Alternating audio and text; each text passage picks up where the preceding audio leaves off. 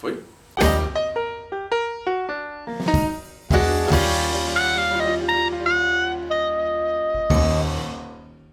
Oi, pessoal! Estamos de volta com mais um Sem Treta aqui no canal My News. Eu, Leonardo Sakamoto. E eu, Joel Pinheiro. No jogral mais bem organizado da internet brasileira, com os temas mais quentes sobre uma visão de esquerda e uma visão de direita, discutindo, na medida do possível, pacificamente, né? Olha, antes da gente ir pro tema principal dessa semana, a gente tem dois temas secundários. Antes dos temas secundários, eu vou falar. Não sei se vocês perceberam, a gente tá de cadeira nova. Né, foi uma reivindicação, isso mostra que a luta dos trabalhadores, quando se juntam, eles conseguem melhorias. Por exemplo, conseguimos as poltronas. Faltou a mesinha, né, com as canecas. O nosso próximo, a luta será em torno do álcool. Chefia, né? Fique de olho aí, fique ouvindo, né? Porque vai vir. Senão vai ter greve. É o seguinte... E notando outra coisa também, eu vim de bermuda hoje. É raro as pessoas terem o privilégio de contemplar estas pernas aqui, mas acho que coube notar esse fato. Eu tô tentando evitar notar, na verdade, né? Que é um tanto quanto, tá vendo? Tipo, tem uma certa insalubridade no meu trabalho também, de ter que aguentar o Joel de bermuda aqui do meu lado, né? Enjoy it. Como diria o juiz lá que censurou Porta dos Fundos, né? Ele tinha saudade, né? Da época que os aviões, as pessoas iam de passeio completo. Imagina, agora tem aquela coisa do virou rodoviária, que é isso? Ele reclamou das pessoas se encostam suadas umas às outras. Que tara é essa, né? Percebeu esse tipo de coisa. Bem, enfim, temos dois temas na semana, e depois os temas iniciais, e depois o tema real, né? O tema principal do programa. Os temas da semana, o primeiro é a polêmica, não deveria ser polêmica, mas acabou se tornando uma polêmica, sobre os painéis solares, né? Os painéis solares, havia uma política para instalação e ampliação, universalização de painéis solares no Brasil, da produção de energia elétrica a partir de células fotovoltaicas, e o governo, por conta disso, havia um subsídio que é pago a quem instala, né? Alguns benefícios, que a gente até vai falar sobre isso, e o tempo desse benefício estava acabando, a ANEEL, que é a agência reguladora do setor elétrico, queria mudar, e havia uma briga, o presidente Bolsonaro acabou comprando essa briga, entrando no meio, pressionando, e vai ficar mais ou menos tudo como tá. Pelo menos é isso que ele quer apoiar, né? E aí? Não só o Bolsonaro, né? O próprio Rodrigo Maia, o Davi Alcolumbre, todos entraram aí para defesa dessa, que na prática é um subsídio para energia solar e que tem gerado distorções. Eu sou totalmente favorável a você procurar maneiras de incentivar o uso de energias limpas. Acho que isso é importante. Eu sou até a favor de uma taxa do carbono, isso é outra discussão. Mas essa forma como é feito, de fato, gera distorções, né? Eu levanto duas, pelo menos. Primeiro, o benefício de você produzir energia por células fotovoltaicas e vender para a rede é tão grande que começaram a criar pequenas fazendas solares usando esse subsídio, usando esse benefício, fazendas que são muito mais... Então, uma empresa instala diversos painéis solares, não no telhado de uma casa, longe, quilômetros de distância de onde ele vai ser usado, cria ali uma fazendinha solar e tem conseguido vender aquela energia com uma lucratividade muito maior do que as próprias usinas solares que vencem leilões da ANEEL. Por quê? Porque essa produção é subsidiada, porque essa produção não está pagando diversos custos do sistema, como o custo de manter as conexões, os fios elétricos, e a mesma coisa vale para o consumidor, também para o consumidor que tem na casa dele. Pense num consumidor que bota um painel solar no seu telhado, durante o dia ele vende energia para o restante, para a rede de energia, durante a noite ele não tem acesso à energia solar, para de produzir, ele compra energia. Suponhamos que seja igual, que ele venda de dia o mesmo que ele consome à noite. Essa pessoa está, com a regra atual, pagando zero, porque ela está vendendo de dia aquilo que ela consome à noite, ela paga zero. E, no entanto, tanto de dia quanto à noite, ela usa a rede de fios elétricos pelos quais ela não paga. Então ela está usando uma estrutura que não é construída, não é paga por ela, e está fazendo isso de graça. Aí que está o subsídio, além de outros encargos que ela também não paga.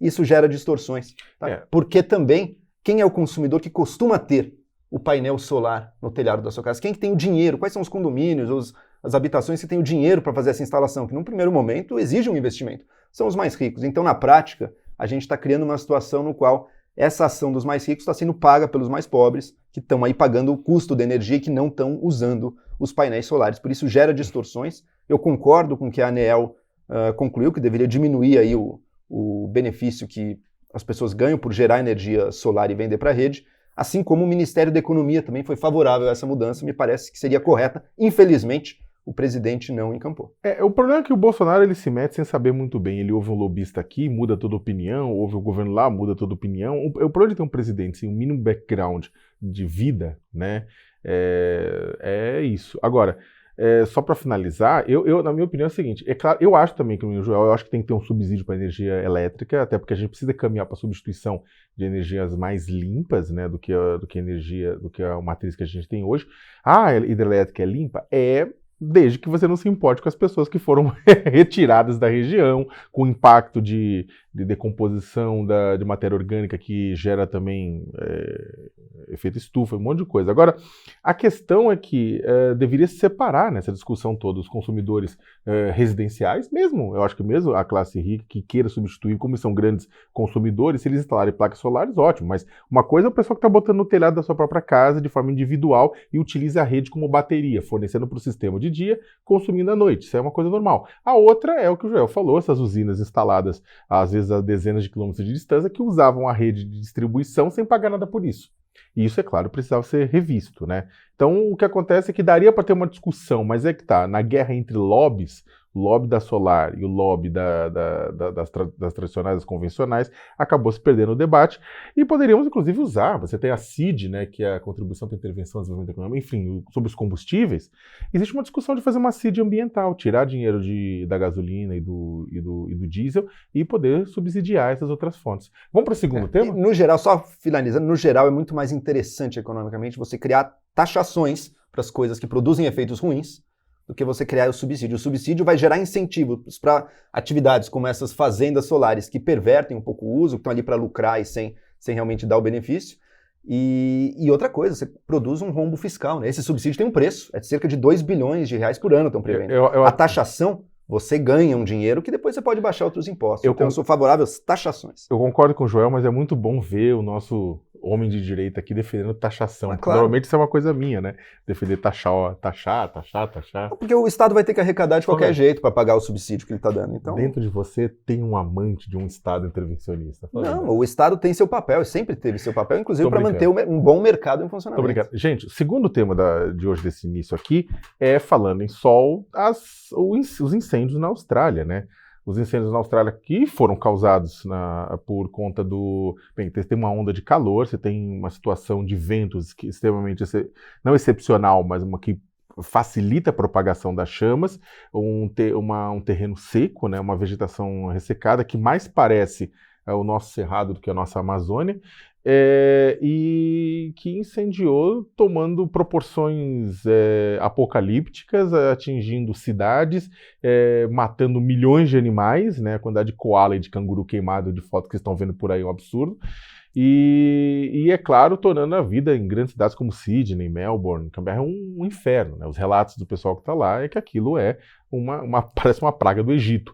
E é claro que o próprio nosso presidente da República já falou, agora, porque vocês não reclamam da Austrália, só que a situação é diferente. Na Amazônia, o pessoal botou fogo. E lá na Austrália e o que está acontecendo lá agora foi incêndio por conta daquelas condições que acabou, na verdade, incêndios, digamos, de causas naturais, só que em ambos os casos piorado e piorando as mudanças climáticas, né? Elas são, ao mesmo tempo que são aquela condição que facilita o fogo se alastrar, ela é pior por conta do aquecimento global, das mudanças climáticas, e ao mesmo tempo toda essa carga de CO2 jogada na atmosfera vai foder mais ainda o planeta. Né? Pior ainda mais, né? A gente tem que lembrar que a causa natural não exclui a ação humana. Né? Não. Gente jogando bituca de cigarro deve acontecer todo ano.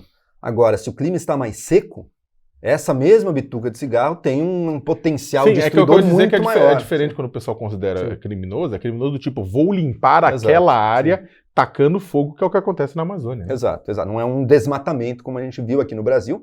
E outra, vamos ser sinceros também, né? A Amazônia tem uma importância ambiental para o nosso país, mas também para outros países, corrija se eu estiver errado, Sakamoto, mas muito maior do que os biomas importantes também lá da Austrália, que merecem, claro, temos que preservá-los, mas que não tem o mesmo impacto global que a Amazônia tem no clima. E, de novo, o impacto é global sim, mas o principal é no nosso próprio país. A nossa agricultura depende dos serviços ambientais que a Amazônia presta. Então, assim, o prejuízo que a gente vislumbra se a gente perder a Amazônia é incalculável para nós e para muitos outros países também. E vamos lembrar que os dois governos, tanto o governo Bolsonaro quanto o governo Cameron, né, lá da Austrália... Cameron? Ai, eu esqueci o nome do primeiro-ministro australiano. Desculpa, gente. Se deve botar no GC aqui, agradeço. Cameron era o inglês, mas enfim. Cameron era o inglês, tipo... Ih, é com C. Alguém dá um Google aí, por favor, gente? Mas enquanto isso, os dois líderes, eles são vistos como negacionistas pela comunidade internacional com relação aos impactos, os efeitos das mudanças climáticas, né? Primeiro-ministro australiano? Scott Morrison. Morrison! Eu tava lendo, puta, artista diferente. Morrison. Agora, ele está... Estamos pagando o preço, do desleixo e do desprezo pela seriedade da questão ambiental. Hein? Beleza, gente. Agora roda a vinheta, vamos pro tema principal.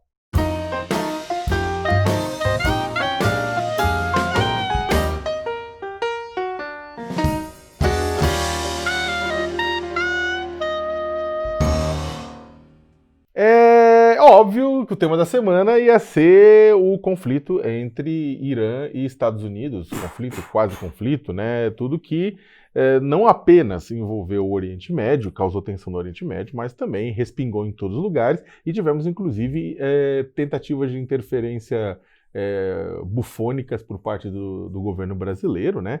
E aí, quer começar? Acho que eu ia falar até para precisar resumir, mas não precisa resumir. Acho que todo mundo está acompanhando, matou-se o general Soleimani, existem tensões há muitos anos, tanto os Estados Unidos quanto o Irã estão lá para combater, pelo menos a justificativa é para combater o Estado Islâmico, na prática controle de petróleo, controle territorial, influência regional, tudo isso mais.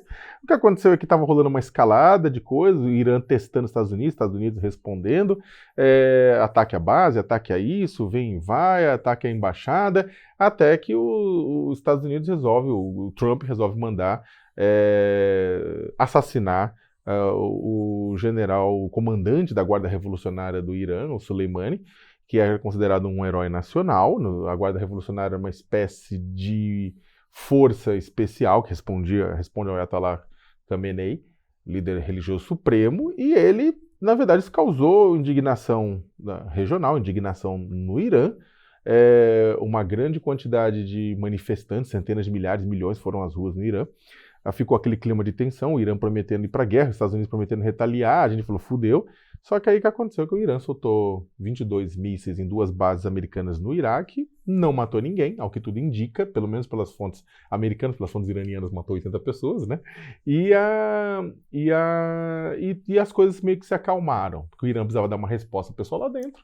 Estados Unidos... Não pode deixar uma humilhação dessa. De resposta. O Iraque o parlamento iraquiano votou pela saída das tropas americanas, que é simbólico, mas não significa muita coisa. E as coisas se, digamos, desescalaram, né? Aquele trauma às pessoas. Vai ter a Terceira Guerra Mundial. Não teve nem no 11 de setembro de 2001, não ia ter agora, mas... O Irã não é louco, né? O Irã não é louco. Eu vou começar pontuando isso. O Irã não é louco de começar uma guerra aberta com os Estados Unidos. Assim, imagina se ele tem uma resposta, mata 200 soldados americanos, a chance dos Estados Unidos querer bombardear diretamente o Irã fica muito mais alta. O Irã sabe que, por mais que ele seja uma força ali na região, com a Síria, com o Iraque, ele não tem como enfrentar o exército americano. Mas eu queria pontuar uma coisa. Existe um objetivo claro dos Estados Unidos com relação ao Irã. Não deixar que o Irã desenvolva e tenha armas nucleares. E eu acho que esse é um objetivo unânime, né? Acho que nós dois provavelmente concordamos que não é uma boa ideia que os ayatollahs tenham em mãos armas nucleares para ameaçar o resto do mundo. Concorda. A diferença é a discordância, tem que ver só que a gente discorda com relação ao método para isso, né? Existem diferentes métodos. Me parece que o método que estava sendo empregado até o Trump chegar ao poder, até 2018 talvez, era muito superior, que era o método que o Obama tinha posto em prática. O Obama começou impondo sanções econômicas ao Irã. Ele estava tentando, apesar de negar, estava tentando e caminhando na direção de desenvolver armas nucleares, enriquecendo material radioativo. E o Obama aplicou sanções econômicas severas, que tiveram um impacto real na economia do Irã. Mas, ao mesmo tempo, ofereceu também uma porta de saída. Disse, olha, a gente levanta essas sanções, a gente dá benefícios econômicos, mas vocês têm que aderir a um programa de desnuclearização aqui, que vai ser verificado e monitorado por agentes internacionais aí, independentes, e você vai ter que cumprir isso. Pelo parecer desses próprios agentes que iam lá rotineiramente, o Irã estava cumprindo os termos do acordo. Não que ele fosse perfeito, talvez o Irã tivesse ou benefício demais, é possível você discordar de alguns pontos, mas ele estava cumprindo os termos do acordo e, portanto, estava desescalando sua produção que seguia na direção aí das armas nucleares. O Trump acabou com isso, né? Primeiro com novas sanções econômicas, só para provocar o Irã, e agora com esse ataque enterra isso de vez, né? O Irã não é louco de abrir guerra aberta com os Estados Unidos, mas a esperança dos Estados Unidos é que o Irã fique acuado, humilhado e que se curve, portanto, que abandone de vez seus planos apenas por medo. Eu não acredito que isso vai acontecer. Eu não acredito que um país como o Irã, e nem como a Rússia, aliada dele, é um país que está disposto a se curvar e a se submeter dessa forma. Eu acho que a gente não vai ver tantos ataques diretos. Esses ataques foram pro forma. Mas eu acredito que a gente vai ver piora em todos os ataques patrocinados e feitos por aliados do Irã na região, seja no Iraque, seja na Síria, no Líbano, onde for, no Iêmen, onde for que o Irã tenha grupos que respondem, que são, no fundo, grupos de procuração do regime iraniano, que estão ali pró o regime xiita do Irã. Eu acho que a gente vai ver piora da violência nessas regiões. O Oriente Médio está menos seguro, com mais caos, com possíveis desenrolares até sobre a indústria do petróleo. Né? Lembra pequeno ataque na Arábia Saudita, há um tempo atrás, dos iemenitas na Arábia Saudita, gerou uma pequena disrupção na produção de petróleo. Imagina se isso piora. Então, o problema, na verdade, de sanções econômicas, né, é que, apesar delas serem melhores do que a guerra, o problema de sanções econômicas é que quando ela é muito dura, que nem um remédio que usado, né, ele mata o paciente, né? O Irã está passando por uma crise econômica muito forte, parte disso é por causa das sanções, ele está exportando muito menos petróleo que exportava antes, né, apenas uma pequena parte do que exportava antes, isso, é claro, gera tumultos, confusões, revoluções. O Oriente Médio está passando por uma série de protestos que são populares. Tem muita gente que fala, não, são protestos pró-Estados Unidos. Não, não é. Você tem, são protestos religiosos, também não é. É protestos que unem sunitas, unem xiitas, unem esquerda, unem direita. Protestos populares mesmo. O Iraque estava passando por isso nos últimos 3 meses, o Líbano está passando por isso, o Irã tinha algumas dessas também foram duramente reprimidas. Então, ou seja, há um processo que está acontecendo dentro do Oriente Médio, que agora ele é meio sufocado por conta do processo geopolítico que se instalou, né? Depois de tudo que aconteceu, todas essas todos esses protestos, revoltas que poderiam caminhar para uma melhora da democracia na região, elas ficam latentes agora lá dormindo, porque o processo geopolítico é mais forte. O que acontece com isso é que, de certa forma, né, o que os Estados Unidos fez claro, vai ter uma repercussão positiva para o Trump por conta das eleições, que estão aí em novembro, né, para a reeleição. E ele pode cantar vitória. O Irã também pode cantar vitória. Por quê? Porque o ataque acaba unificar, é aquela coisa, você tem um atacante externo, estrangeiro, que não se parece com você, que vai, ataca a bomba, mata alguém, e isso unifica o país internamente, unifica a oposição dentro do Irã, unifica outras pessoas, né, tipo no Iraque, em outros países, e isso aumenta a influência regional do Irã também, né, então vai acontecer muita coisa. Agora, eu queria puxar um ponto... Deixa eu só levantar uma questão, que você falou dos protestos. Eu acho que não dá pra gente encarar protestos populares depois que a gente viu na Primavera Árabe, sempre com otimismo. Assim, que o protesto a Primavera Árabe começou com esse clima também, a democracia e tudo. Mas é que nem 2013, mas é muito fácil a teocracia populista islâmica, seja sunita ou xiita, se impor no lugar disso. Não só a teocracia em 2013 também aconteceu no Brasil, em que você começa os protestos por conta de uma coisa e eles são depois tomados por outra, são ressignificados. O grande ponto é que cada país também tem um seu processo interno, também tem influências externas. Tem países em que esses protestos populares acabam desaguando numa coisa melhor. O problema é que o Iraque tem um Estado violento, teocrático, por exemplo, que a população... Irã, não, tô falando do Iraque agora. O Iraque tem... Por quê? Porque na prática é o palco das operações. É onde o Estado Islâmico se implanta, é onde você tem guerra, 2 guerras do Golfo, você tem operações de bombardeio, você tem destruição de Bagdá, você tem o Estado Islâmico. A população do Iraque é uma população fodida. Assim. Então, o que acontece? O palco de operações é lá que matam o cara, é lá que bombardeia de volta. E sempre que alguém bombardeia alguém, sempre tem um iraquiano que se ferra junto. Então, o que acontece? É um Estado também cleptocrata, um Estado violento. Então, é uma coisa que mudanças, qualquer tentativa de organização social para tentar colocar em xeque isso é positivo, né? Agora, o que eu queria ponderar é a questão, o posicionamento brasileiro nisso tudo, né? Porque no meio disso, eu ia até te perguntar, porque no meio disso que aconteceu, você tem o pau comendo, aí o Bolsonaro dá uma declaração, né, apoiando o Trump, e aí o Ernesto Araújo, nosso chanceler, solta uma nota no Itamaraty, pior ainda, dizendo, apoiando, chamando de terrorista, né, quer dizer, insinuando o Irã como terrorista, sendo que a ONU não considera o Irã terrorista, e ao mesmo tempo, falando que, olha, o terrorismo está aqui no Brasil, está batendo as portas na América do Sul, precisamos nos proteger contra esse problema. Eu falei, Jesus, que nota é essa, né? Os diplomatas ficaram em pânico, falaram assim, velho, a gente nunca se meteu em nada. No meio de uma guerra que pode nascer, a gente se coloca do lado de um dos lados. Não faz sentido nenhum, né? Não faz sentido nenhum e é uma retórica de extrema-direita que eu já vi em protestos de direita nos anos anteriores. Me marcou muito, acho que era na época ainda pré-impeachment, que tinha um grupinho ali de uma extrema-direita com panfletos anti-muçulmanos, sabe, islamofóbicos. Eu falei, no Brasil ainda, você está tentando vender isso aqui não cola aqui. Mas parece que continuam tem presidente da República. Agora, né? Parece que continuam tentando vender isso. Felizmente, a população não compra isso muito aqui. Coloca o Brasil numa situação muito ruim, porque a gente não quer ser inimigo de países, seja do Oriente Médio sunita ou o Irã, também não queremos ser inimigos deles. O Irã cobrou, né? O Irã pediu explicações para o Brasil. O que é isso? E o Brasil deu uma afinada boa, não disse, não, peraí, também não foi um apoio ao Trump, não sei o quê. E não é para apoiar, não é para tomar um lado desse, sabe? A gente não pode ser o lacaio subserviente dos Estados Unidos. Não podemos que, na prática, sejamos o que foi essa imagem vexatória do nosso presidente transmitindo uma live dele apenas assistindo as palavras do Trump, sabe? É uma vergonha para o Brasil que isso aconteça, isso viola a altivez que o Brasil deveria preservar na sua condição de uma grande nação também, que não é para se colocar em segundo ou como seguidor de ninguém nesse mundo, mas não, preocupados com uma ordem mundial de paz, sim, e de união e de diplomacia, a gente sempre se destacou com isso, e prezando pelos nossos interesses dentro desta ordem. O Brasil sempre foi bom nisso. E agora está se isolando e está se tornando um lacaio, eu acho muito ruim. Isso é um lado, né? O outro lado que eu acho interessante de ver do Brasil é como é que a gente responde se esse rebuliço no Oriente Médio gerar disrupção da produção de petróleo da Arábia Saudita ou de outros produtores, o preço do petróleo subir no mercado mundial, o que é bom para a Petrobras, por exemplo, ela vende mais caro, mas para a população que consome combustíveis do petróleo aqui dentro é ruim. O preço aumenta, os caminhoneiros ficam bravos. O que o governo vai fazer?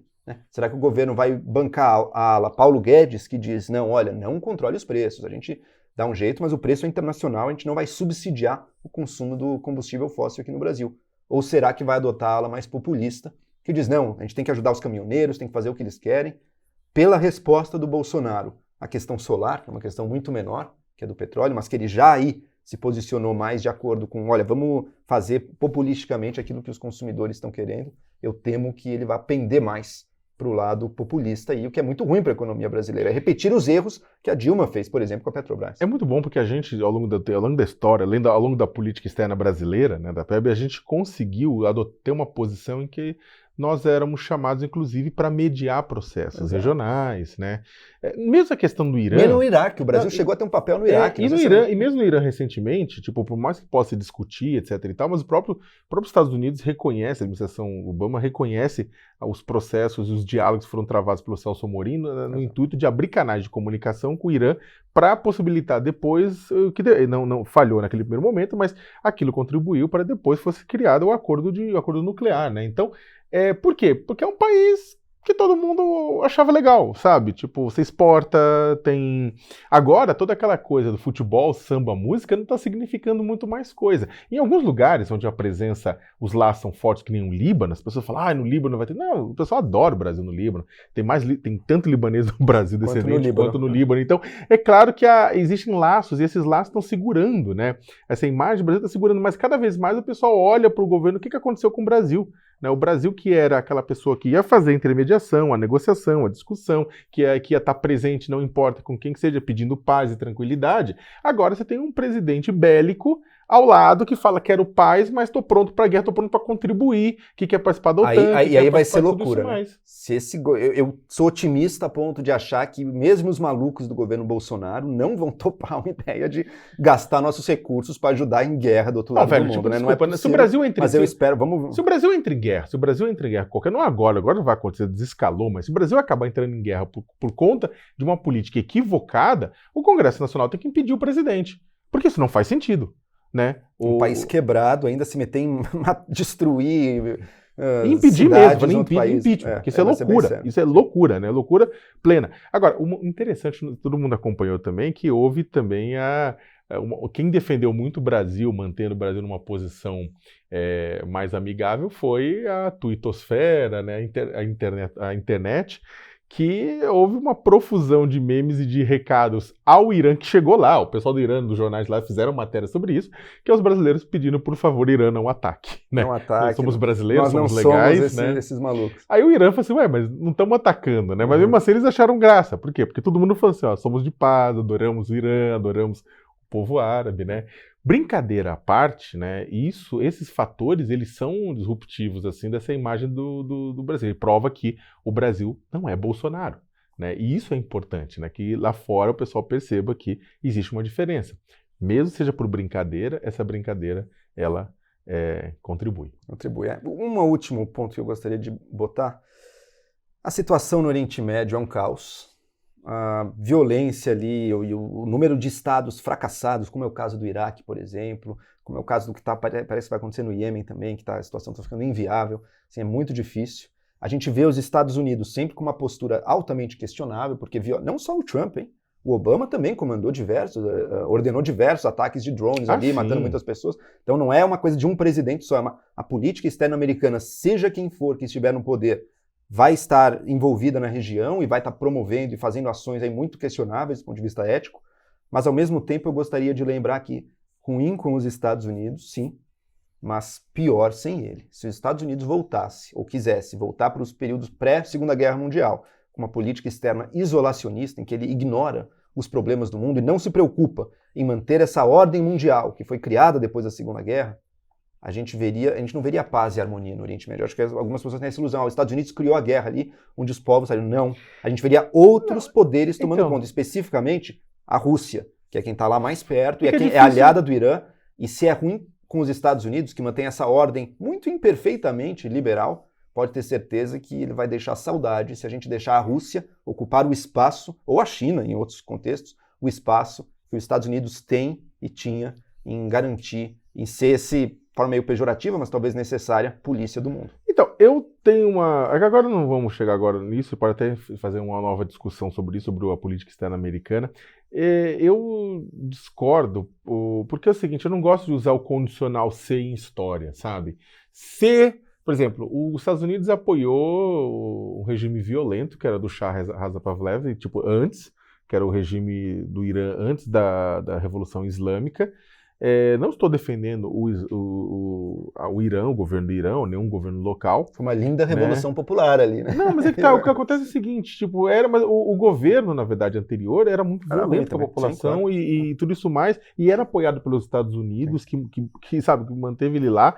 Então, é muito complexo, na verdade, usar o condicional se em história, porque se não tivesse... daqui pra frente, se o Estados Unidos saísse agora, não seria uma boa, então, isso que eu estou dizendo. Eu não sei, de repente, por exemplo, se conseguisse uma alternativa, uma solução, isso passa por uma costura.